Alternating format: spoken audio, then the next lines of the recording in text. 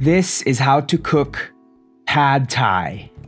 First, we're going to work on our sauce. We're going to need 3 tablespoons of fish sauce, 4 tablespoons of sugar, 3 tablespoons of tamarind paste, 1 tablespoon of lime juice, 1 tablespoon paprika, 1 tablespoon rice wine vinegar, and 3 tablespoons of sriracha.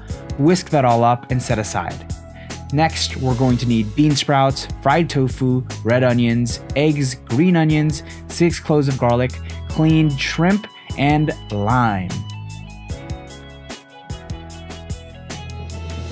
You're gonna need pad thai noodles. Soak those noodles for about 10 minutes in warm water. Next, you're also gonna need some shrimp paste or dried shrimp. Add your oil into the pan. Make sure that's nice and hot before adding your fried tofu. Cook that through. Then add your red onions, mixing that all in, and then also your garlic. Following the garlic, you want to add your shrimp paste so that this really opens up in the dish. It needs a little bit of heat to extract all that flavor. So we're mixing that in, and then following the shrimp paste, you want to add the cleaned and deveined shrimp.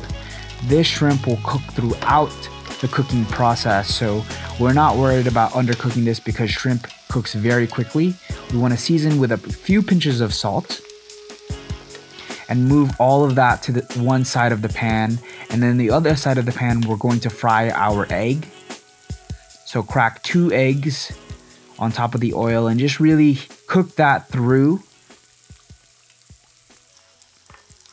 We want to mix the eggs throughout this half of the pan and make sure that it's nicely cooked before we want to incorporate all these ingredients. So really cook the egg through.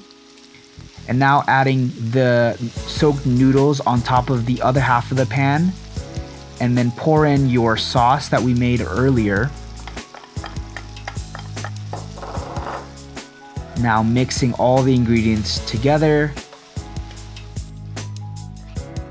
A few minutes will pass and it'll really start to cook through. Following that, add your green onions and really mix that in. Your noodles will cook for about 4 to 6 minutes. Right before when it's done, just add in your bean sprouts. You know your pad thai noodles are done when it starts to stick to the spoon, just like what you see here. It starts to get really sticky. And just like that, you've made yourself some really delicious pad thai at home. I hope you try this recipe and I hope you enjoy it with the company of your loved ones. Thanks for watching. See you next time.